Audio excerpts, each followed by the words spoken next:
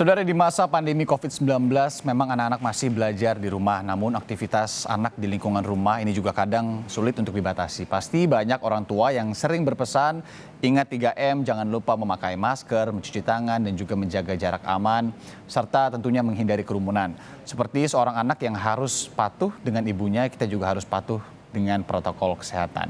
Nah, bagaimana mengajarkan anak agar lebih disiplin tentunya terhadap protokol kesehatan. Kami akan berbincang langsung dengan anggota Satgas COVID-19 dari Ikatan Dokter Anak Indonesia, IDAI, Dr. Yogi Prawira. Selamat pagi, dokter.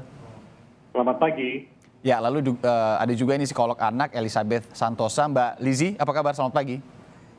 Hai, selamat pagi. Ya, selamat pagi waktu Indonesia kalau untuk Mbak Lizzie ya. Kita langsung ke Dr. Yogi dulu, dok. Poin pertama ini mengapa sih kemudian anak-anak harus ini juga dicatat oleh orang tua terlibat untuk menjaga diri di masa pandemi COVID-19 ini? Baik, jadi pertama kita harus melihat, kan sering jadi pertanyaan orang tua nih, anak-anak itu sebenarnya aman nggak sih dari COVID-19? Jadi kita bisa melihat proporsi kasus konfirmasi anak di Indonesia. Kalau kita membuka website dari Satgas COVID-19, atau gugus tugas. Nah, itu kita lihat proporsi anak yang terkonfirmasi di Indonesia itu mencapai 9,9 sampai 10%. Artinya, kalau misalnya hari ini ada 100 orang terkonfirmasi, maka 10 diantaranya di kelompok usia anak. Nah, itu berbeda dengan sebagian besar negara yang rata-rata kurang dari 5%. Jadi anak rentan tertular, dan di negara kita bahkan proporsinya lebih tinggi dibandingkan negara lain. Kemudian yang kedua, kalau tertular, apakah anak ini bisa menjadi berat? Memang 76 sampai 80% anak yang tertular ternyata tanpa gejala. Okay. Tapi 15% sampai 20% tadi itu berisiko untuk timbul derajat ringan, sedang, berat, bahkan sampai kritis. Jadi perlu perawatan. Nah, kan kita tidak pernah tahu anak kita kalau terkena bakalan masuk ke yang mana nih, gitu. Dan persentase ini, kalau nanti yang terkena adalah anak kita, keponakan kita, kerabat kita, yang angka cuma sekian persen ini akan menjadi 100% untuk keluarganya. Jadi ini yang harus kita tekankan. Nah, anak-anak yang tanpa gejala tadi, apakah dia beresiko untuk menularkan? Ternyata memang tetap beresiko. Ada beberapa penelitian dari Chicago Study, kemudian juga dari Korea, dan beberapa kita temukan anak-anak Indonesia, pada saat kita periksa PCR-nya dan CT value-nya, ternyata itu cukup rendah yang berkorelasi dengan viral load atau konsentrasi virus yang cukup tinggi. Artinya walaupun dia tanpa gejala, dia tetap berisiko untuk menularkan ke orang-orang terdekat. Ya, kurang lebih seperti itu. Iya, tentunya selain karena memang anak-anak juga masih rentan, 9,9 hingga 10% tadi ini juga berpotensi menularkan kemudian di klaster keluarga karena cenderung ke OTG begitu ya. Kalau di lapangan sendiri, dok, terkait dengan perubahan perilaku ini yang juga sedang digemborkan, informasinya dari Satgas COVID-19, seperti apa sih perubahan perilaku masyarakat Indonesia ini terutama anak-anak di Indonesia saat ini? Baik, jadi kan rumus untuk menangani pandemi ini sebenarnya dari awal itu sudah ditekankan. Yang pemerintah wajib lakukan adalah 3T. Ya. Testing, jadi 1 per 1.000 penduduk per minggu. Tracing, setiap kali ada 1 kasus konfirmasi harus ada 30 kontak tracingnya, dan treatment. Mana yang diisolasi mandiri, mana yang perlu perawatan khusus, mana yang bahkan perlu ICU. Itu tugas pemerintah. Bagaimana tugas masyarakat? Pertama 3M, ya. Memakai masker dengan cara yang benar. Jadi bukan cuma menggunakan masker saja, tapi kemudian pada saat bicara diturunkan, atau bahkan ditaruh di leher. Cara melepasnya juga penting. Kemudian menjaga jarak. Jaga jarak sebenarnya 6 feet, 1,8 meter atau sampai 2 meter. Nah, ini untuk mencegah jangan sampai virus ini bisa berpindah dari satu orang ke orang lain. Karena kan virus ini sebenarnya dia butuh inang, dia butuh host untuk tetap hidup. Kemudian yang terakhir mencuci tangan, itu juga dengan cara yang benar, yaitu dengan 6 langkah selama 20 detik. Nah, kemudian ada 3K yang harus kita hindari. Pertama, kamar tertutup. Jadi kalau ada orang tua membawa anaknya ke pusat perbelanjaan, ke mall, yang jelas sirkulasinya itu sirkulasi tertutup ya, maka ini beresiko. Kemudian kita hindari keramaian. dan kita hindari kontak erat. Definisi kontak erat berada dengan orang lain berhadap-hadapan kurang dari 1 meter selama lebih dari 15 menit. Ini harus kita hindari. Nah, perilaku ini untuk bisa dilakukan perubahan butuh waktu yang cukup lama. Mungkin sekitar 90 hari atau 3 bulan gitu. Dan harus diulang-ulang. Dan anak adalah peniru ulung. Jadi kalau orang tua hanya mengulang-ulang, menjelaskan tapi tidak mencontohkan, maka anak akan meniru apa yang orang tua contohkan. Gitu. Iya, itu Jadi dia. penting sekali sebagai orang tua sebagai teladan. Mencontohkan itu juga kemudian sangat penting sekali ya Mbak Lizzie ya. Kemudian untuk juga bagaimana memberi pengertian ke anak ini. Tapi kalau masalah memberikan pengertian ke anak-anak, mencontohkan, ini kan karakteristik anak juga beda-beda. Kemudian kalau anak juga kadang-kadang kalau main sama teman-temannya, walaupun ini sebaiknya dihindari kalau lagi pandemi ini kan suka ya udah nggak kenal jarak begitu kan. Apa sih tips dari Mbak Lizzie sendiri ini untuk kepada orang tua untuk memberikan pengertian kepada anak ini biar nyangkut di kepala 3M ini harus benar-benar dijalankan gitu. Kita boleh bicara mengenai memperkenalkan habituasi. Masker itu mudah. Nggak pakai masker, nggak usah masuk. Mudah. Mencuci tangan, itu pun mudah. Kita bisa pakai list, misalnya setiap jam 1 kali. Nanti di akhir, pada saat pulang kita sudah lihat berapa kali anak sudah cuci tangan. Itu mudah. Nomor 2 yang jadi masalah, nomor satunya lagi yang jadi masalah adalah jarak aman. Bagaimana mereka bermain, bersosialisasi dengan bilang, "Hai, apa kabar? Main apa? Permainan seperti apa yang bisa? Saya ingin tahu 1,5 meter."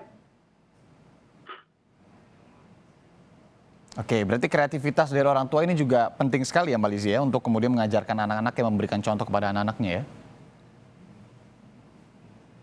Memberikan contoh benar, itu pasti nomor 1. Cuma masalah kita ini tidak terbiasa dengan anak-anak tidak terbiasa dengan bermain itu dengan jarak aman, itu yang paling sulit. Ya. Mereka untuk bisa mengetahui 1,5 meter, 1,8 sampai 2 itu bagaimana. Ada khususnya untuk anak yang usianya misalnya di bawah 12 tahun itu masih agak sulit sih. Mereka suka bermain, dan bermain itu kan bersentuhan. Menurut saya kita perlu ada supervisi dan ada kemungkinan juga anak merasa tidak nyaman dengan hal ini mengenai jarak. Memang saya tahu ini adalah protokol yang harus dilakukan. Cuma kita harus pahami juga gitu perkembangan anak, bagaimana caranya bermain dengan jarak 1,5 sampai 2 meter. Oke. Nah, Mbak Lizzie, apakah kemudian reward and punishment ini menjadi tepat di saat seperti ini untuk kemudian mengajarkan anak terkait dengan 3M ini? Mungkin supaya ada efek jera juga. Boleh, misalnya tidak bawa masker ya tidak diizinkan sekolah.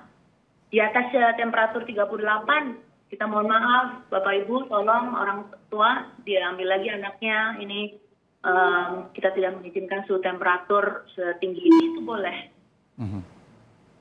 Apalagi tadi ya yang Mbak Lizzie bilang juga masalah jarak ini kan kita kembali lagi sedikit agak susah ya kalau anak-anak ini main dengan teman-temannya untuk pakai masker, apalagi untuk jaga jarak kadang main bola ya udah aja gitu kan, tidak hanya kepada teman, misalkan ada saudara yang datang, bagaimana kemudian memberikan manfaat, masukan-masukan kepada anak ini agar si anak ini juga tidak terlalu terasa offended gitu.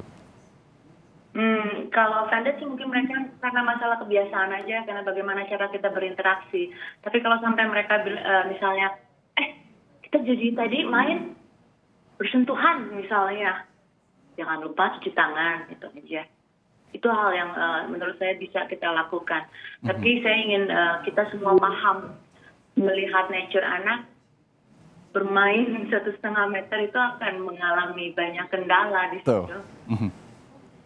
Kalau Mbak Lizzie sendiri di pengalaman pribadi misalkan dalam memberi informasi kepada anaknya, ini ada nggak tantangan apa yang bisa di-share nih Mbak Lizzie?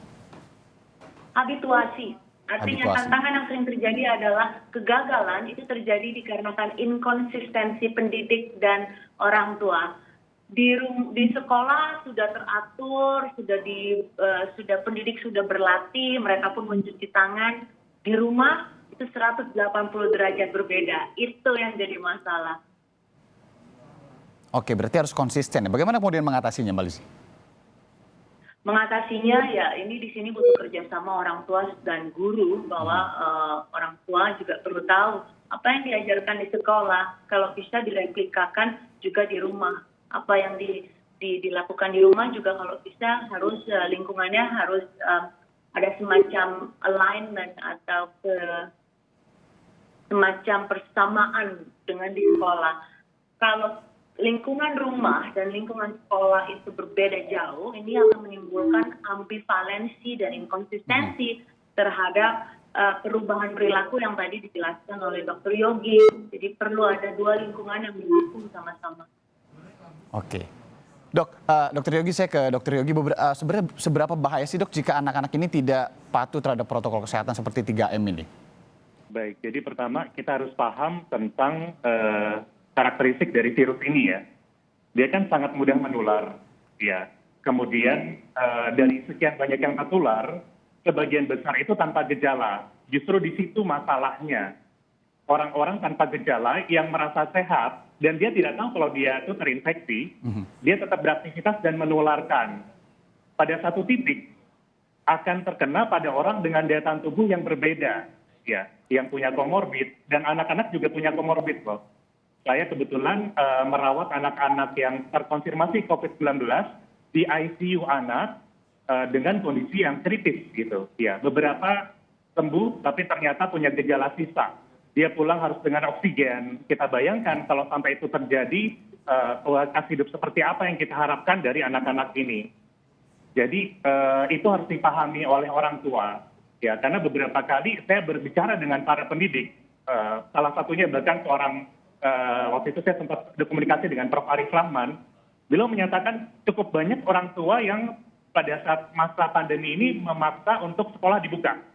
Ya, dari IDAI kita tegas menyatakan, karena tadi kesulitan untuk menjalankan protokol kesehatan, selama syarat epidemiologis ini belum terpenuhi, tadi ya, yang positivity rate kurang dari 5%, yang artinya transmisi lokal masih terjadi, maka sangat sulit untuk anak bisa menjalankan protokol kesehatan. Sebaiknya memang sekolah tetap pembelajaran jarak jauh. Nah, tapi nanti pada waktunya, seandainya syarat epidemiologi sudah terpenuhi, jadi dalam sehari di satu daerah ada 100 sampel diperiksa, yang positif kurang dari 5 sampel, dan ini berlangsung selama 2 minggu berturut-turut, maka mungkin kita bisa pertimbangkan untuk mulai tatap muka. Nah, tapi kan tidak bisa ujuk-ujuk seorang anak langsung disuruh pakai masker, cuci tangan, jaga jarak. Nah, itulah yang harus setiap hari ini selama PJJ itu dilatihkan. Jadi saran saya untuk semua sekolah yang menjalankan PJJ, mungkin di awal materi, sebelum pemberian materi, itu ingatkan tentang protokol kesehatan setiap hari. Jadi ini waktunya kita mencetak generasi yang lebih sadar kesehatan. Ya, seperti yang dan dikatakan, orang tua juga dilibatkan. Seperti yang dikatakan Mbak Lizzie tadi ya, butuh konsistensi di bidang edukasi, bersama juga kemudian nanti pesan-pesan dari orang tuanya. Jadi ini harus dilakukan secara konsisten. Dok, sedikit spesifik mengenai masker sendiri, kalau dari IDAI atau WHO sendiri kan juga sudah menyatakan begitu ya, kalau masker ini ada klasifikasi tertentu untuk anak-anak. Penjelasannya seperti apa, Dok? Betul, jadi begini, memang kalau kita lihat WHO ya, mereka membuat rekomendasi penggunaan masker itu pada usia yang lebih besar. Nah, tapi kita melihat sendiri bagaimana kepatuhan orang Indonesia untuk menggunakan masker, mencuci tangan, menjaga jarak.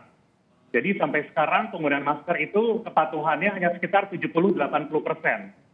Jadi kita berasumsi kita tidak bisa mengandalkan orang tua saja untuk melindungi si anak-anak. Kalau semua orang tua menggunakan masker, si anak tidak menggunakan, mungkin bisa aman. Tapi ini kenyataannya kan tidak begitu. Makanya dari Ikatan Dokter Anak Indonesia, kita membuat cut-off point yang lebih mudah. Di atas 2 tahun, sudah mulai bisa dilatihkan menggunakan masker. 2 tahun ya? Betul. Bahkan seandainya kita rasa itu masih kurang aman, boleh ditambahkan face shield. Tapi dengan syarat adanya supervisi dari orang tua tadi. Memastikan anak ini aman, tidak ada yang menutup jalan nafasnya. Untuk tipe maskernya sendiri, itu cukup masker kain. Tapi dengan 3 lapis. 3 lapis. Sesuai dengan rekomendasi WHO. Ya. Gitu. Mbak Lizzy, mungkin terakhir Mbak Lizzy, pesan untuk orang tua dan anak tentunya di masa pandemi COVID-19 ini, bagaimana kemudian agar juga dapat terhindar tentunya dari COVID-19 dan juga bisa bekerja sama di dalam suatu keluarga tentunya untuk memutus mata rantai penularan COVID-19, Mbak Lizzy. Kalau saya cuma mau pesan kepada semua orang tua, saya tahu tantangannya kalau anak di rumah. Itu pasti capek banget gitu ya, sangat letih dan kita pingin sekolah buka. Tapi percayalah ya, kalau memang itu sekolah masih ditutup, itu adalah untuk kebaikan dan keselamatan anak kita. Kita tahan diri, bersusah payah tahun ini sehingga nanti suatu saat vaksin itu bisa ditemukan, kita baru bisa sama-sama bawa anak ke sekolah. Jadi jangan terlalu terburu-buru, tergoda untuk bawa anak ke sekolah begitu. Oke, terima kasih banyak psikolog Elizabeth Santosa, Mbak Lizzy, kemudian juga ada Dr. Yogi Prawira dari anggota Satgas COVID-19 dari IDAI. Terima kasih sudah mau meluangkan waktu dan berbagi informasi kepada Sapa Indonesia Akhir Pekan.